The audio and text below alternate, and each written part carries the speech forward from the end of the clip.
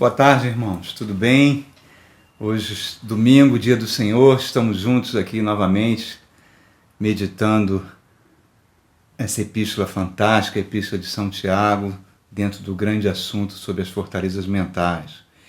E hoje eu ouso colocar um título em cima dessa passagem que nós vamos ler na epístola, que é o finalzinho do capítulo 4, o penúltimo capítulo. Eu gostaria de chamar o título dessa meditação como prudência. Prudência é uma ótima opção. Vamos ver o texto de que Tiago está dizendo para nós. Capítulo 4, a partir do verso 11. Ele diz assim: irmãos, não falem mal um dos outros. Quem fala contra o seu irmão, julga o seu irmão e acaba falando contra a lei e julgando. Quando você julga a lei, você não está cumprindo ela, mas está se colocando como juiz. Há apenas um legislador e um único juiz, aquele que pode salvar e destruir. Está falando do nosso Deus, né? Mas quem é você para julgar o seu próximo? Tiago continua, falando sobre a incerteza dos planos humanos. Agora, ouçam, vocês que dizem, hoje ou amanhã iremos para esta ou aquela cidade, passaremos um ano ali, faremos negócios, ganharemos dinheiro. Vocês não sabem o que vai acontecer amanhã. Que é a sua vida? Vocês são uma neblina que aparece e depois se dissipa. Ao invés disso, deveriam dizer, se o Senhor quiser, viveremos e faremos isto ou aquilo. Agora, porém, vocês se vangloriam de suas pretensões. Toda vanglória como essa é maligna. Portanto, quem sabe que deve fazer o bem e não o faz, comete pecado.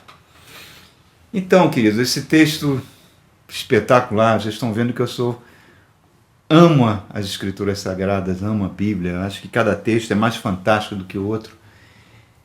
Ele está falando sobre um assunto importante para nós, que eu estou chamando aqui de a prudência é uma ótima opção.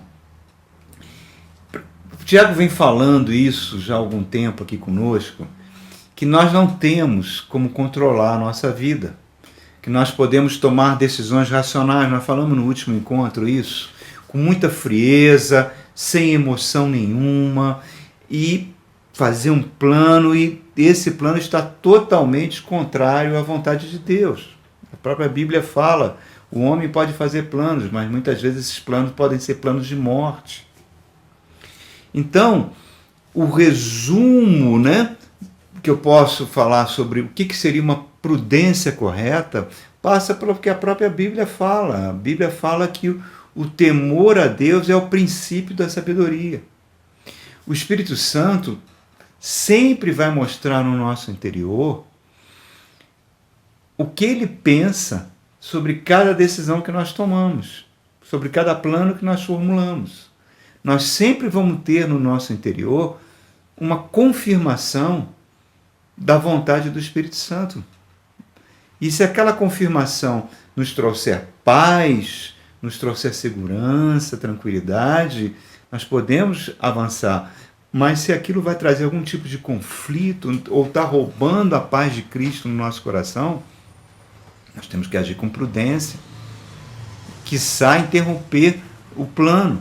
Porque insistir nessa sabedoria humana, muitas vezes nós vamos nos afastar de Deus. E olha o que Tiago fala no verso 7, que nós já trabalhamos, mas vale a pena ouvir de novo. Ele fala assim para a gente, portanto, submetam-se a Deus, ele é o doador de toda a vida. E resistam ao diabo, ele fugirá de vós. Muitas vezes a gente não se submete a Deus, não resiste o diabo, e ele não foge de nós. Pelo contrário, espíritos malignos começam a atuar na mente das pessoas, influenciando as pessoas a tomar decisões que muitas vezes são contrárias à palavra de Deus.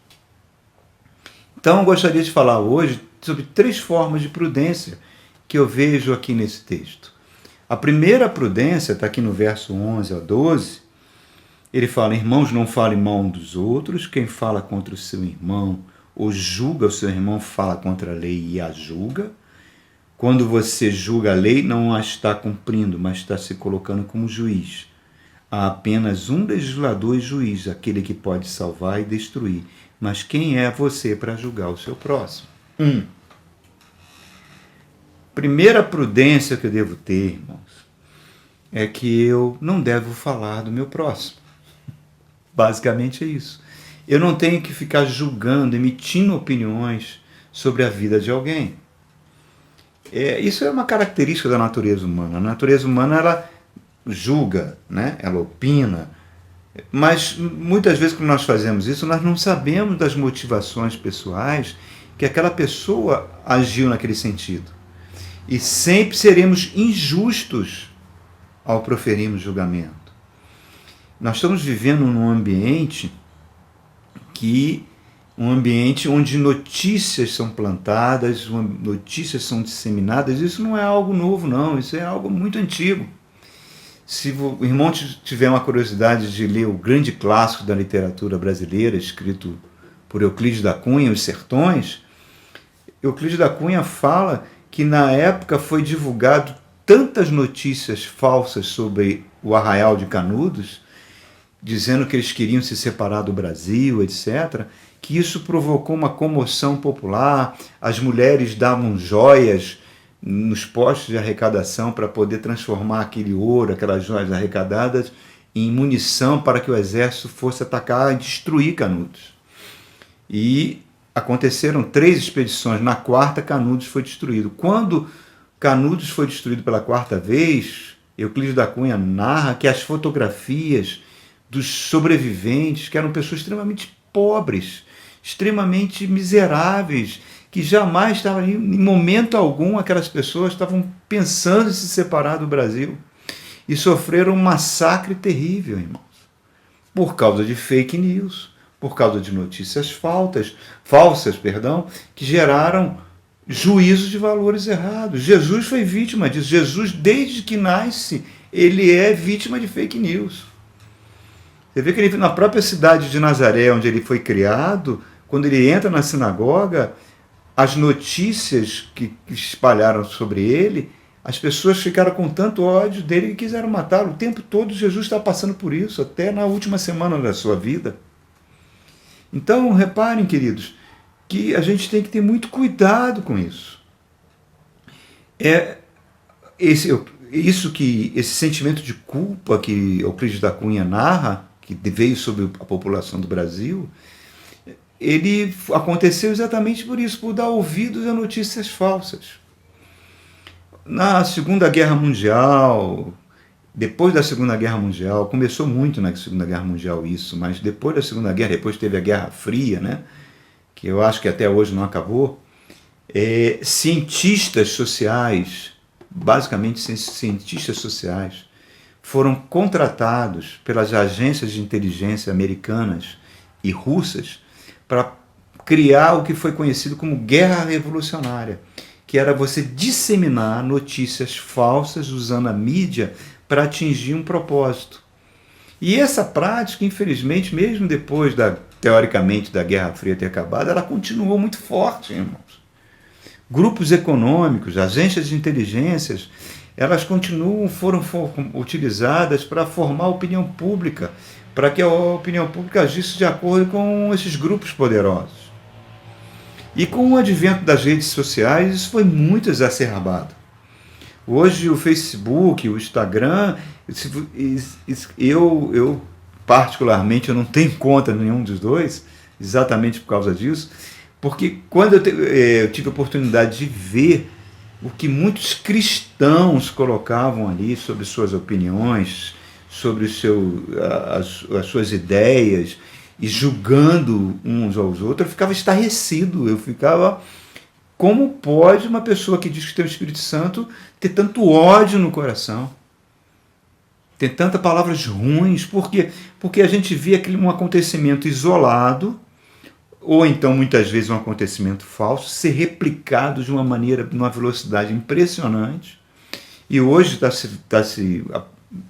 tendo uma CPI de fake news aí, visto que utilizou-se robôs para disseminar milhares e milhares de notícias falsas. demonizando opositores, enaltecendo quem pensa igual. Então, quando eu vi aquelas páginas do Facebook, do Instagram, de cristãos, transformando aquilo num veículo disseminador de ódio. É isso que o Tiago está falando aqui conosco. Não julgue o seu irmão. Porque nós estamos usurpando o lugar de Deus. Somente Deus tem poder para salvar ou destruir. Então, infelizmente, nos últimos 2 ou 3 anos, a marca da igreja brasileira, pelo menos de muitos setores, está lidando com esse tipo de prática, irmãos, que é muito terrível. Muitas vezes as pessoas se acham sábias, mas estão agindo como gado. Por quê? Porque aquelas notícias falsas estão fazendo que elas ajam conforme aquelas pessoas que idealizaram querem que elas ajam. Não pensa. A pessoa fica cega por uma falsa evidência. E sempre que nós julgamos alguém, Jesus Cristo nos alerta sobre isso, nós estamos ignorando o que tem no nosso interior. Quando Jesus diz, você está julgando o cisco no olho do seu irmão e está ignorando que existe uma tábua no seu olho. Que tem uma trave muito maior no seu olho. E eu não exerço misericórdia, irmãos. É um julgamento sem misericórdia. E Tiago está declarando que apenas Deus pode fazer um julgamento perfeito. E é o único que tem condições de julgar perfeitamente. E mesmo assim, o nosso Deus, ele prefere usar, antes do juízo, usar a misericórdia. Porque ele já derramou o seu juízo contra o pecado totalmente sobre Jesus na cruz do Calvário. Então, queridos, uma coisa que nós precisamos ter muito cuidado é que nós temos, se permite usar essa expressão, nós temos telhados de vidro. O que significa? Que se a gente joga pedra no telhado do vizinho, a vida pode fazer que essa pedra vá bater no nosso telhado, e o nosso telhado é de vidro, e essa pedra vai quebrar o telhado e vai entrar dentro da casa. Certa feita eu conheci uma irmã, muitos anos atrás, uma irmã cristã, que ela tinha um hábito ruim, irmão, de julgar as moças da igreja, que era o tamanho da roupa das moças, o comportamento que elas tinham. Ela julgava e condenava de forma muito dura aquilo, né? Apesar de ser uma pessoa instruída, uma pessoa com nível superior, ela fazia um julgamento muito severo. E, certa feita, infelizmente, a sua filha apareceu grávida não chegava nem a ser um namorado fixo dela. E isso provocou nela uma reação horrível. Aí algumas pessoas falam, não, vai ver que foi Deus que puniu. Deus não faz isso, irmãos. Deus não age dessa forma, Deus não manda o mal para ninguém.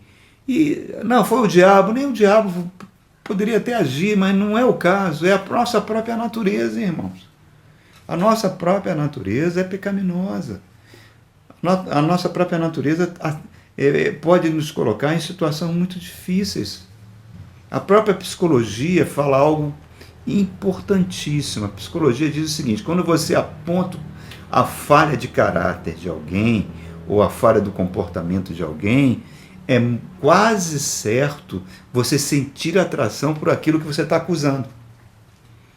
Por exemplo, pessoas são muito homofóbicas contra os homossexuais, é porque muitas vezes elas têm uma tendência homossexual muito forte e reprimida dentro de si. Por isso ela agride e mata.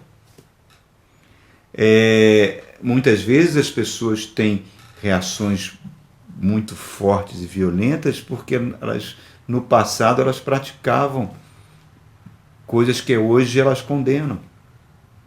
E têm medo de voltar a cair nesse tipo de pecado, nesse tipo de tentação. O Novo Testamento, amados, ele traz para mim, para você, qual deve ser a nossa postura, uma postura correta, que é a seguinte: nós não devemos ter tolerância nenhuma com o pecado, mas nós devemos ter tolerância, amor e interceder pelos pecadores, porque nós somos assim. Nós não somos diferentes de ninguém. a expressão popular, todos nós somos farinha do mesmo saco, irmãos. O que faz a gente estar numa posição, às vezes, mais confortável é porque a graça de Jesus Cristo nos alcançou. Então nós devemos exercer misericórdia. Eu me lembro de uma história que eu contei algumas vezes, em algumas pregações, mas foi uma história que me marcou muito, de um irmão cristão que eu amo muito, e ele conta que a sua mãe passou problemas sérios no seu casamento, e a sua mãe veio a se separar do seu marido, apesar de ela ser uma cristã, uma diaconisa numa determinada igreja, e essa separação foi tão violenta que fez ela voltar, ou pelo menos procurar as religiões afros, e ela volta e ela se dedica com isso e acaba sendo mãe de santo de Candomblé. E esse filho ficava muito triste por isso, mas intercedia por ela. E um dia a mãe chegou e falou: meu filho, eu quero ir para o Rio de Janeiro, lá no bairro de Madureira, porque tem muitas lojas de Umbanda e Candomblé, eu quero comprar material para os meus cultos. Eu queria que você fosse comigo.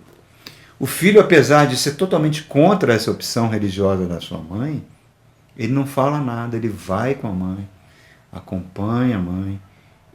Enquanto a mãe entrava nas lojas, às vezes ele conta que ficava sentado no meio-fio, orando a Deus, pedindo misericórdia. Isso é evangelho, irmãos. Isso é amor, é misericórdia. É honrar pai e mãe. Não é você condenando, apontando, gritando, enfiando Jesus pela goela das pessoas, que as pessoas vão se converter, irmãos. Não é assim. E, inclusive, a Bíblia traz um exemplo maravilhoso. Quando Naamã, o grande general sírio, é curado da sua lepra, ele procura o profeta Eliseu e fala com o profeta: profeta, eu vou voltar para o meu país, e eu sei que só existe um Deus na face da terra, o Deus de Israel. Mas o meu rei, ele vai querer me levar naquele templo daquele demônio chamado Dagon, que ele adora. Eu sei que aquilo não é um Deus, é um ídolo, mas ele quer que eu vá com ele, ele se apoia no meu braço. O que eu faço, profeta? E o profeta falou: vá em paz. É como se o profeta estivesse dizendo para ele: acompanhe o seu rei. Se ele quiser ir naquele templo, vai, porque Deus sabe qual é o seu coração. Deus olha o coração, irmãos. Então, não fala nada, não diga nada. Você sabe no seu interior que aquele ídolo não é nada, que só existe um Deus. Então vá com ele, entra ali numa paz, tranquilo. Aquilo não vai influenciar, porque Deus está vendo é o seu coração.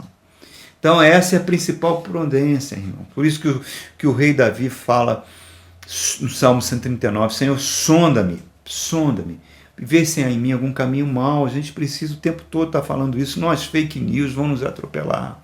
E nós vamos ser instrumentos disseminadores da mentira, irmão. Olha que coisa horrível. Então a gente tem que ter prudência, irmão. Prudência no que a gente vai falar, julgar.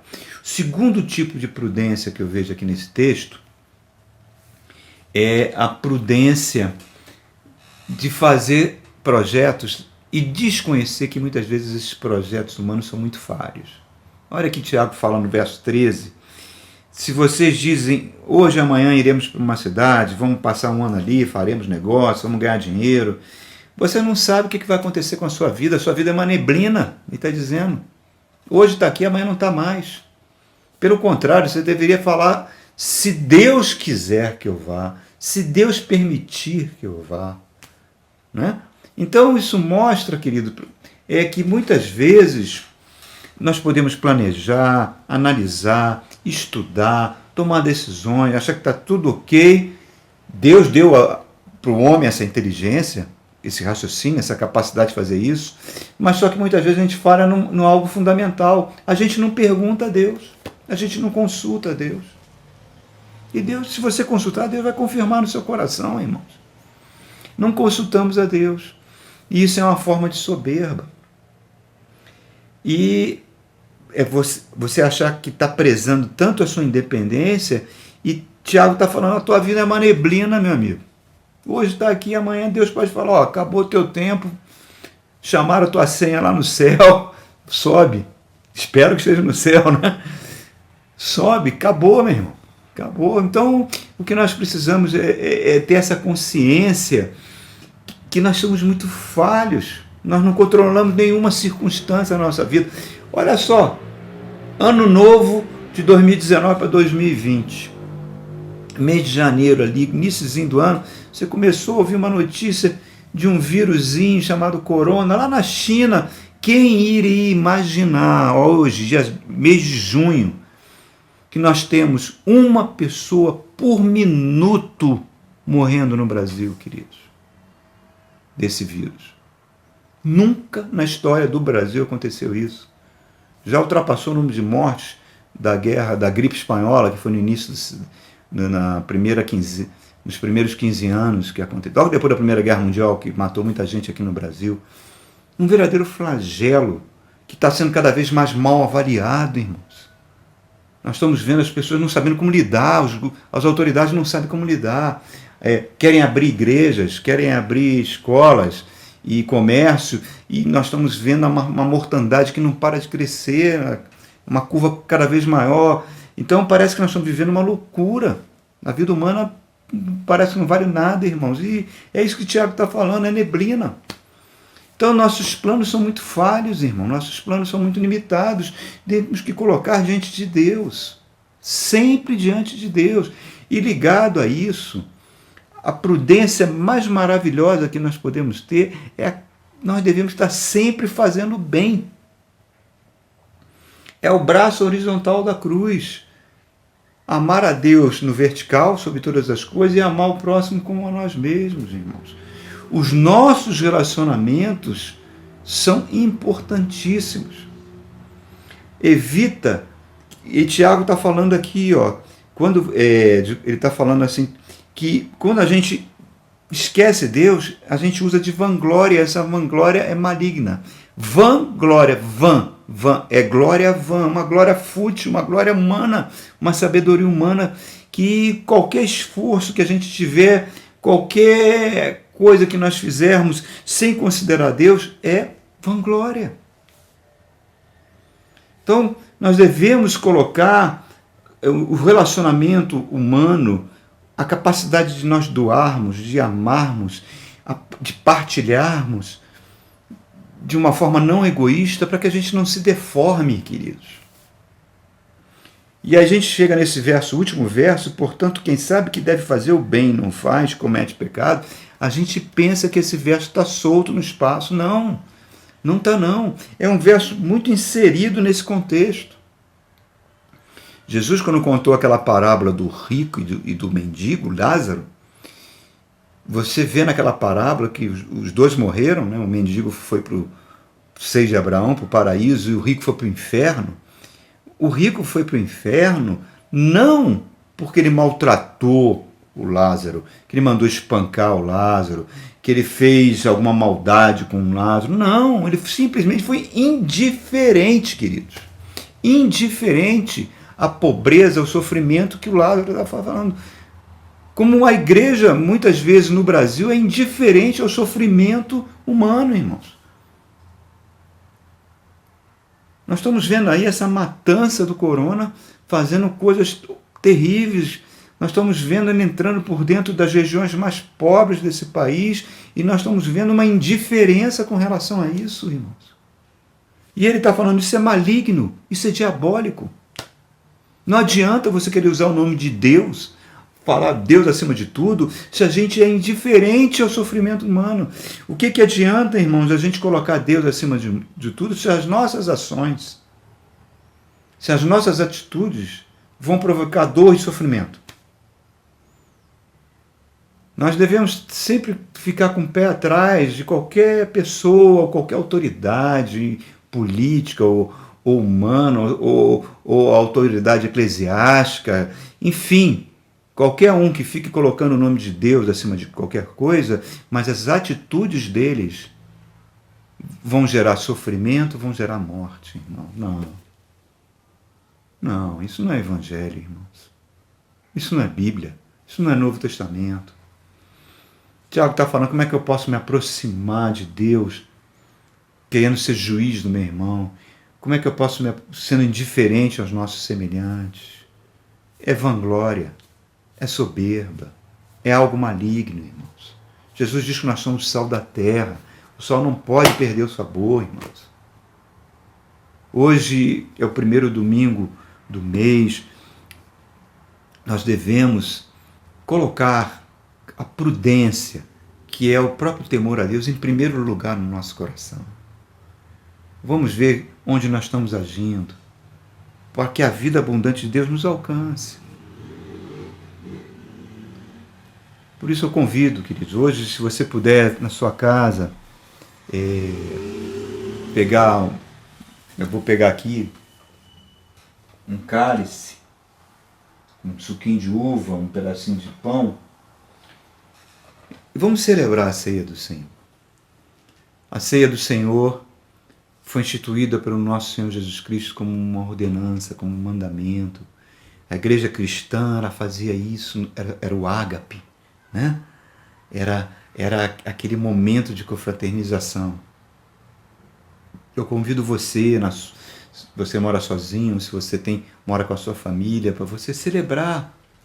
Pegar um suquinho de uva, ou um pouco de vinho, o que você achar melhor, colocar num cálice, pegar assim de pão.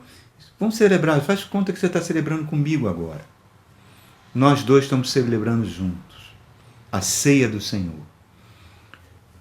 Dietrich Bonhoeffer falava que toda vez que a igreja celebra a ceia, é o próprio Jesus que está servindo a ceia. Olha que coisa linda, hein? Jesus, naquela noite, na noite que ele foi traído, na noite que as fake news, as notícias mentirosas, calúnias, as pessoas resolveram matá-lo, e ele falou: ninguém tira a minha vida, eu mesmo a dou. Eu mesmo a dou e vou pegá-la de volta. E ele ressuscitou, né? E hoje governa todo o universo. Nós hoje pertencemos a ele. Na noite que ele foi traído, ele pegou o pão, partiu aquele pão e falou: este é meu corpo que é dado por vós. Comei-lhe o pão. Pega o seu pãozinho aí, querido, parta ele. Dê graças a Deus por estarmos vivos, com saúde, pelo que Jesus fez por nós. E antes de comer o pão, vamos fazer uma oração. Senhor Jesus, obrigado pelo teu corpo que foi derramado, moído na cruz do Calvário por nós. Ao comermos desse pão, estamos fazendo memória disso, Senhor. Que esse pão partido vire saúde para os nossos corpos, porque pelas suas pisaduras fomos curados. Possa comer o pão dele com alegria, irmão, por favor.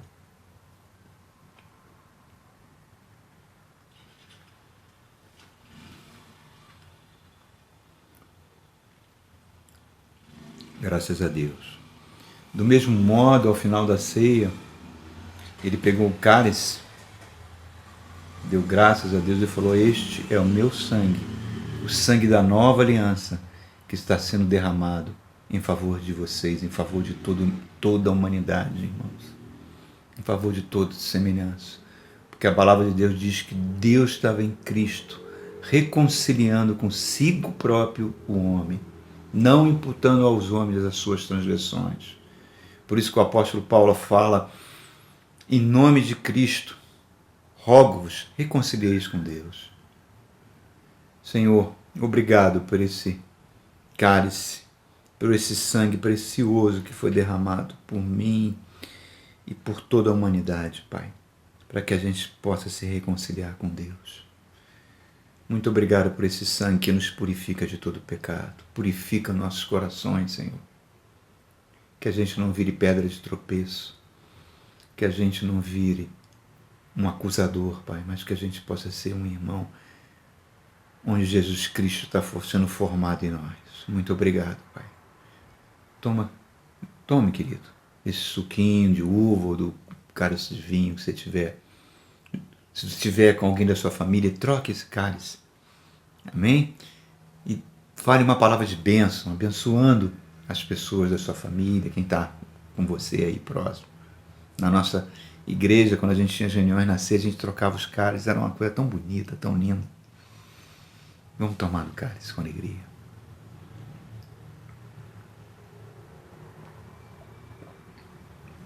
Muito obrigado, Senhor. Muito obrigado. Querido, eu fico muito feliz, mas muito feliz. E eu quero que você também fique muito feliz, irmãos. Vamos andar com prudência. Vamos andar com prudência, porque somos como neblina. Vamos fazer que nem Moisés fez ao escrever aquele salmo lindo. Senhor, ensina-nos a contar os nossos dias, para que a gente use o tempo que nos resta para sermos instrumentos de amor, de tolerância, de compreensão, instrumentos da verdade. Amém? Deus abençoe. Um ótimo domingo. Fique com Deus.